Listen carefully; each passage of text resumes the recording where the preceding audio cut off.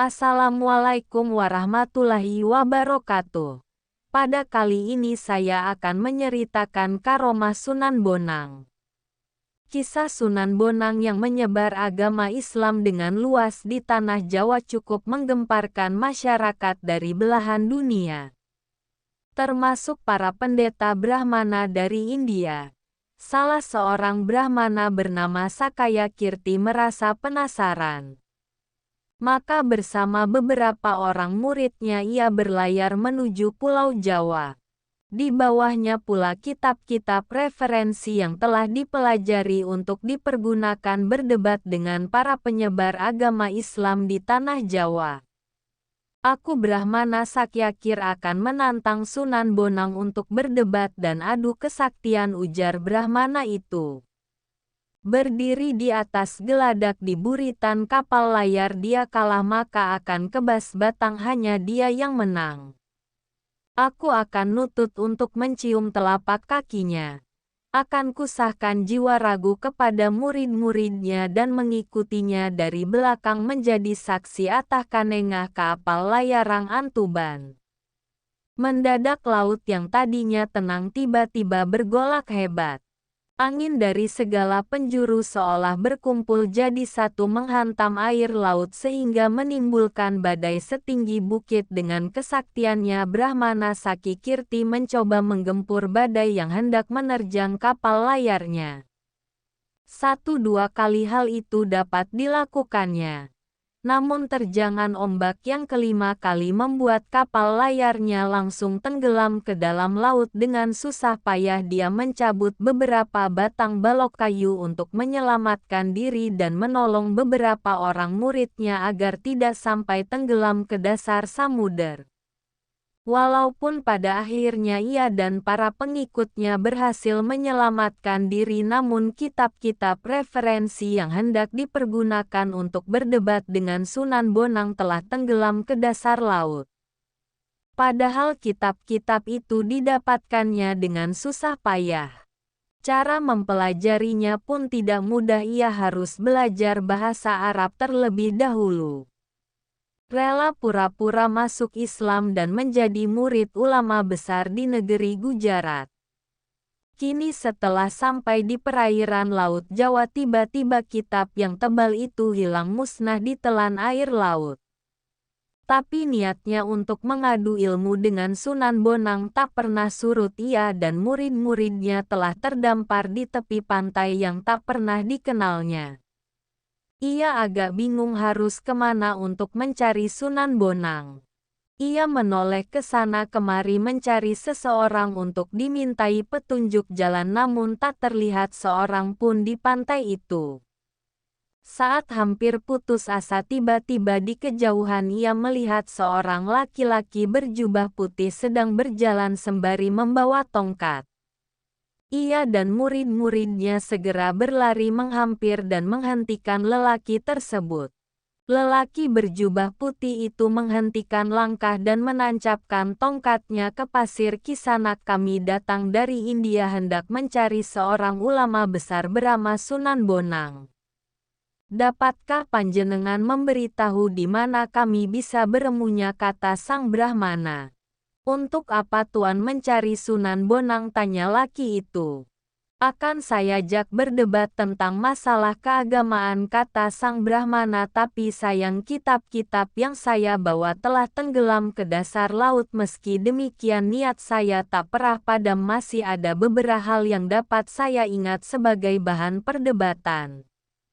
Tanpa banyak bicara lelaki berjubah putih itu mencap tongkatnya di pasir. Mendadak tersemburlah air dari lubang bekas tongkat itu menancap, membawa keluar semua kitab yang dibawa sang Brahmana.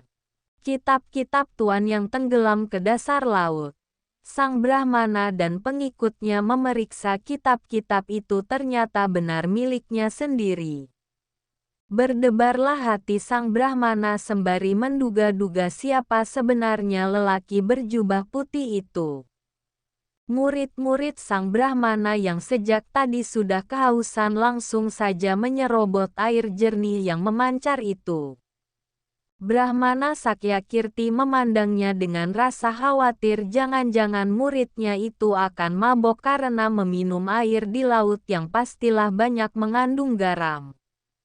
Segar adu segarnya seru murid-murid sang Brahmana dengan girangnya yang lain segera berebutan untuk membasahi tenggorokannya yang kering. Brahmana Sakyakirti tercenung bagaimana mungkin air di tepi pantai terasa segar. Ia mencicipinya sedikit, memang segar rasanya.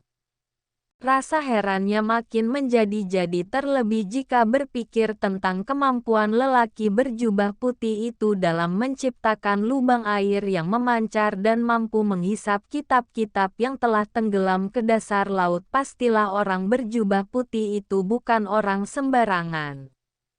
Ia sudah mengerahkan ilmunya untuk mendeteksi apakah semua itu hanya tipuan ilmu sihir. Ternyata bukan. Bukan ilmu sihir. 1000 Brahmana di India tak mampu melakukan hal ini, pikir sang Brahmana dengan rasa was-was, takut dan gentar. Ia menatap wajah orang berjubah putih itu. Apakah nama daerah tempat saya terdampar ini? Tanya sang Brahmana dengan hati kebat-kebit. Tuan berada di pantai, jawab lelaki itu, serta Brahmana dan para pengikutnya menjatuhkan diri berlutut di hadapan lelaki itu. Mereka sudah dapat menduga pastilah lelaki berjubah putih itu ada Sunan Bonang sendiri. Bangunlah, untuk apa kau berlutut kepadaku? Bukankah sudah kau ketahui dari kitab-kitab yang kau pelajari bahwa sangat terlarang bersujud kepada sesama makhluk? Sujud hanya pantas dipersembahkan kepada Allah yang Maha Agung, kata lelaki berjubah putih. Yang tak lain memang Sunan Bonang. Adanya ampun-ampunilah saya yang buta ini tak melihat tingginya gunung di depan mata. Ampunkan saya, rintih sang Brahmana, bukankah engkau ingin mengadu kesaktian? Sunan Bonang mana? Saya bermukaul bak budaya kami ke sana tak terukit tinggi ya ilmuwan mampu menciptakan ombak dan badai, ujar Sunan Bonang. Hanya Allah yang mampu menciptakan dan menggerakkan seluruh makhluk. Allah melindungi orang yang percaya dan mendekat kepadanya dari macam-macam bahaya dan niat jahat seseorang. Sang Brahmana merasa malu. Memang kedatangannya bermaksud jahat, ingin membunuh Sunan Bonang melalui adu kepandaian dan kesaktian. Ternyata niatnya tak kesampaian. Apa yang telah dibacanya dalam kitab-kitab yang telah dipelajari terbukti bahwa barang siapa memusuhi para walinya, Allah akan mengumumkan perang kepadanya.